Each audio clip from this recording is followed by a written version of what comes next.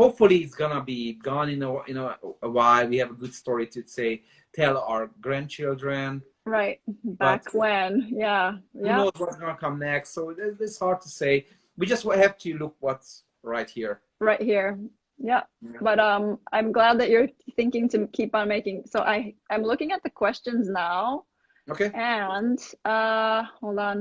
That screen's a little bit far from me, so I don't see much. Oh, I Yeah, see a that's what's heart in happening there. with me too. Okay. What? Ooh. Okay. What type of glue adhesive do you use to bond cork to a last in order to create a custom last? Is one question. Cork, You but don't. I would not do cork. So I cork Yeah, is that's what I was gonna say. You don't yeah, use cork is cork not to. like a great solution. There's two reasons for not, because one of them is a little bit soft, so you're not gonna be able to hammer anything on cork. Cork is a short-term thing, so definitely would not use it for some parts. If you put it on the instep, it might be okay. You don't hammer too much in there. You cannot put it on the toe. You cannot put it on the ball points much. There are special, very high density ones you can harden, but there's always a chance. And I made that mistake. They say that the big difference between master and student, the master made more mistake than the student tried. And I made that mistake. So Don't do it. I put cork somewhere where it's okay, but it discolored the lining. And that was a lot of work. The customer was not happy. I should have realized that, but I didn't even, suppose that could happen. It can happen. Right. So use leather, seal it, and it should be fine. Or even better, you can order a custom last. Right. If it's a customer who pays, let's say, XY amount of money for a custom last, then get a custom last, and it might be a student who wants to make something for themselves. So in that case, it's also, I can also add to it, like I use epoxy too, sometimes, two-part epoxy to mold it and then let it dry for 24 hours. And it's really easy to sand. And at the end, you can break it really easily. So cleaning it up and bringing the original last back is very easy as well. Awesome. Do you use plastic last? Yeah, plastic last. Yes. Well, with the wooden ones, you don't. Yeah, it all depends, doesn't it?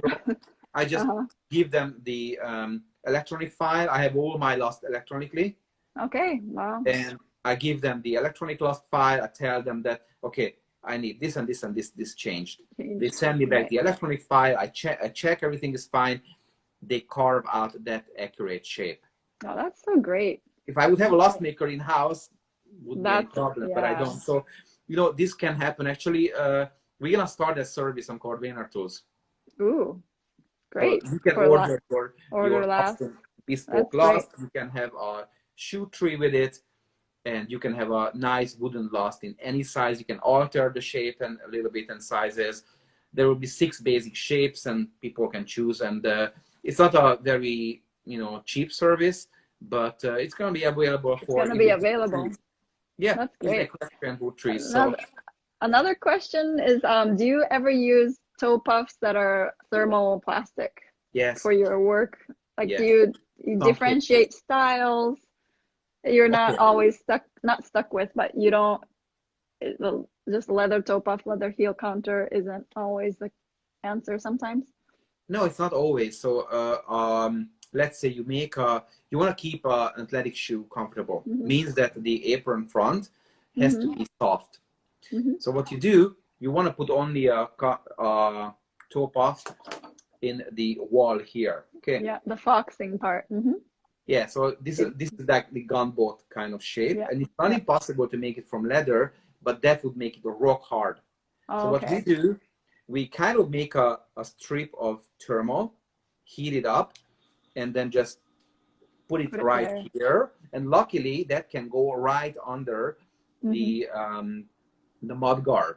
Mud guard, yeah, the foxing or what. You're not gonna be able to skive the leather, the thermal pretty well. So that's always gonna be a little bit. But if the leather is already very, thick, like the athletic shoes normally, then it should be fine. one more thing is, if you go into my videos, there's a tutorial, and the tutorial video is actually dirt cheap, $5 for a whole month subscription. And there's one how you make a sandal with this tiny heel counter where you cannot use leather. So what you do, you can make the whole shape with a thermal, and that's a very nice, effective way to use a thermal. And you can kind of like sculpture the shape up pretty fast and easy. So there are ways where you have to use a thermal. I mean, you have a better success rate if you use a thermal. Okay, okay. That's great. For beginners, or people who don't know, the best place to check out your video is YouTube or your website? Well, so I have Cord Banner tools. We sell most of them. I also have a Vimeo channel. Vimeo channel. Let's go to Marcel Merchant. You search, you're gonna find it. YouTube, I have a couple of videos actually. I don't know how many. I think like 20 something.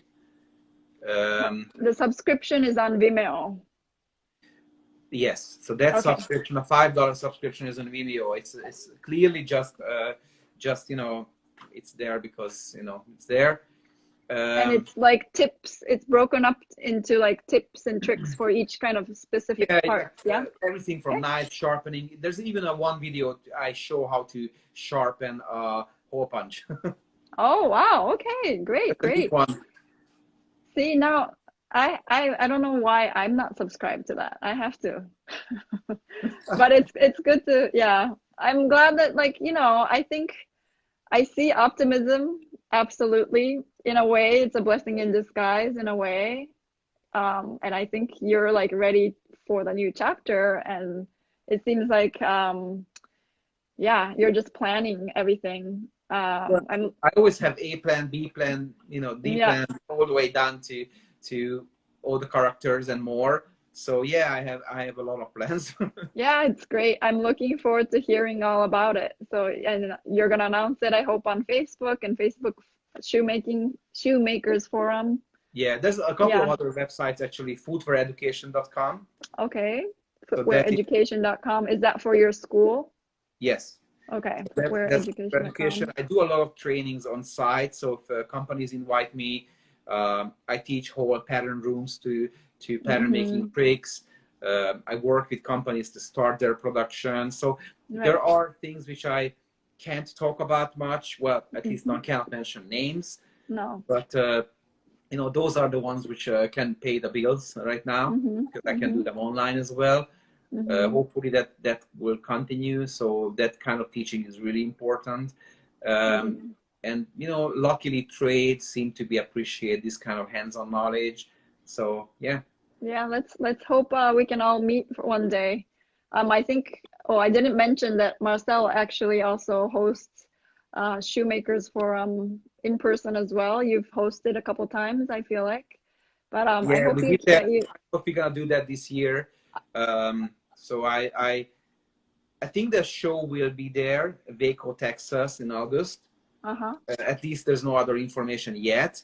Okay. But you know, they say that there might be a second wave, and who knows what's gonna happen. So I really can't. Nobody can do anything right now. Right. So if so, then we're gonna have the symposium again. Yeah. And yeah. And by the way, there's one more thing which you can talk about. If you go to Google Classroom. Yeah. I started a free shoemaking. Not shoemaking. It's a footwear class. Oh yeah. Sketching, a bunch of product development, design development. Oh, I didn't know that. It's over 20 videos now, and it's all free. You can join. It's like, I think like 800 plus people joined already all over the world.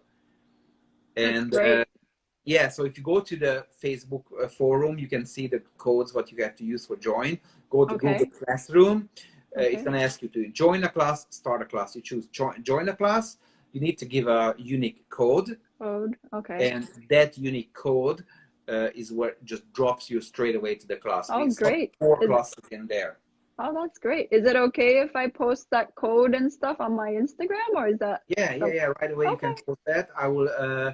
I'll give you the code. Just remind me if I forget that, please. Okay. There's one class where we have roughly 100 more seats. Wow. All right. Okay. So then we are kind of done. Cool. Wow. Wow. That's great. Yes. I'll join. Okay. All right. A bunch of sketching class in there. I was a college professor teaching footwear design, and I'm sketching shoes since forever. So I was teaching that here, and I decided, you know what, this is something what you can even practice these days at home. So why wouldn't I just share some? That's great. That's wonderful. Thank you so much. Not a problem. Yeah. Questions? Yeah. I wonder if there's any more. Okay. Do you see the possibility of such a shoe district comeback? I think. I mean, who knows? Probably not, but maybe yes. I mean, where? So first of all, where? This country is different from the country where I am from. So there probably no. So one of the reasons is there's not too many professionals left in the trade. There's clearly not enough professionals here. Everything is very decentralized, so there's no way that there will be a shoe district, a garment district in New York. No, yeah. So not in our lifetime probably, but who knows? I mean, maybe. No, that's right. You know, my son asked, "What is the most important thing you learned for shoemaking?" Well, you know what? I can tell you that. So if you learn anything, you're gonna fail, and that's perfect. And you're gonna be probably frustrated as well, and that's also part of the learning curve. So don't think that just because you did not succeed on something, didn't turn out nice, just because you are frustrated, that's a failure. It might feel like that way, but you can try again and you learn from that. So and it sounds very stereotypical probably, but it's true. You have to fail a lot until you learn something. Right. I think I remember until you. So they say that the master is who not just can do something good, but cannot do something bad, which is, I don't know if it's right. No, I get it, but it's also similar to how like they made more mistakes than you did. Or not you did. The masters. So you learn something, you're gonna be frustrated. You're gonna make mistakes. Yeah. I never ever seen any perfect shoes from my own hands. I remember you saying that one day. I'm always frustrated with them. You know where you could maybe improve more or do something differently. It's like a magician, you know what? You do a magic trick, but you see the trick. You see magic. I see the trick. Right. And it's never magic for me. It's only magic for the audience. Right. That's interesting. Yeah. In terms of shoemaking, so there's a resilient.v. I can't see her username actually. Sorry. Okay, in terms of shoemaking, does Marcel do it old school or use a software program or the pattern making? If the latter, which one does he recommend? I think we mentioned that it was the Calligra. Yeah, so I worked with other programs in the past. I used Crispin, and they are not in the market anymore. So 2015, they ceased the operation. They don't develop the software. So I would not recommend to get a software which is not developed anymore. Right. And Caligula is a really great one. It's very expensive. You don't want to buy Caligula if you don't make patterns for living. If you just make a couple of patterns, so don't imagine pattern making softwares that you put a loft into the machine, press the derby button, and it comes out. It's not going to work like that. It's not like that, yeah. No, it's clearly not. So it's great. So it can do, you draw a line, you add an allowance, you add gimping, you add broguing, you do this and this and this, then you grade up. The grading is the real deal, by the way, because making the pattern on paper is not a big deal. You can do that easily. But grading is a big deal, because sometimes when you make a pattern, you have to put it to certain machinery. And if you can put together certain things on one pattern, like let's say, some companies I work for, they make grading from 3.5 to 18. Wow. That's a big difference, yeah. And the proportions are different, and the stitching automat has to be programmed for every single half size. Wow. That's impossible. So they Yeah. make like groups of 5 sizes, Right. and you have to make the pattern that the first eyelet and the last eyelet go into a pin. Wow. Yeah. And that's a big deal because the pattern still has to grow. Yeah. That But two of course must be in the same place. wow. So there's a bunch of tricks with this, what you don't need if you just make patterns at home. You Right. just, make a nice pattern, tape the last, put it on paper, add this, add that, and your ruler. Yeah. get this curve, that curve, whatever else, and you are done, and you don't need to bother with softwares. If you want to bother with softwares, then learn it seriously. It's going to take you a few months if you don't know pattern making. Yeah. But after that, you are looking for really good jobs as a pattern engineer. Yeah. Yeah. Sounds good. All these other questions, I might text like comment and text you or send it to you. Yeah, on, I'm here to answer if you want it. It's fine. Finishing tutorials you were working on right before. Okay. Matt Taylor Leather asks, any leads on finishing tutorials you were working on right before? Yeah, that's a thing. So yeah, it's coming. It's tremendously delayed by this whole situation. So we couldn't move into the workshop, and I'm guilty of not sending out any information about that. So it's coming. You guys are still good. It's gonna come. Yeah. And I apologize that I did not send out any emails about that. So again, it's crazy busy here. Oh, absolutely. I should still have done that, and I did it's not. Okay. It's coming. We can all wait. Well, no, so I work in a garage right now. Even if this nice window is still a garage, yeah, and this great. Garage is not heated, so we are in north right now compared to where we were, and this is the first week where we actually can work in here without the heat on or anything. Yeah. There's no heat here. Oh, there's no heat. Okay. There's no heat in this garage. All right. You gotta like bring an extension cord and like a heater or something. No, there's no way. No, there's no heat. No. Not, it's too big. No, it's not gonna be heated up by anything. So it's if it's not a professional, AC unit somewhere, it's gonna be that cold. It's like crazy. You cannot work in here. Right. Right. All right. Well, I hope you're gonna settle in soon, very soon, and let's look forward to when you can open up the school / your workshop. I will. Yeah, and one day I have to come visit. Yeah, I think. Thank you for taking your time. Thank you for taking your time. So hopefully, you guys can. Hopefully we can, travel soon. Yeah. Because again, we are very close. It's like less than 3 hours. Yeah. Sounds good. That's way closer than Savannah and New York. So yeah. We're very much looking forward to visit you and go to New York and bring the kids there to bigger cities. Sounds good. Sounds good. I guess there's a limit to 60 minutes for this video. So well, another minute remaining. But thank you so much. No problem. My pleasure. Thank you for all right here. Yeah, thank you. And everybody follow his Instagram. I'm sure everybody does, but for new goods, that'll be great. Like for your new designs as well and video, everything. If you guys have any questions, comment on my videos or Instagram. You're so open. Yeah. And I see that we have a great number in there. Yeah, no, thank you so much. All right. Okay, all right, bye. Take care. Take care. Bye.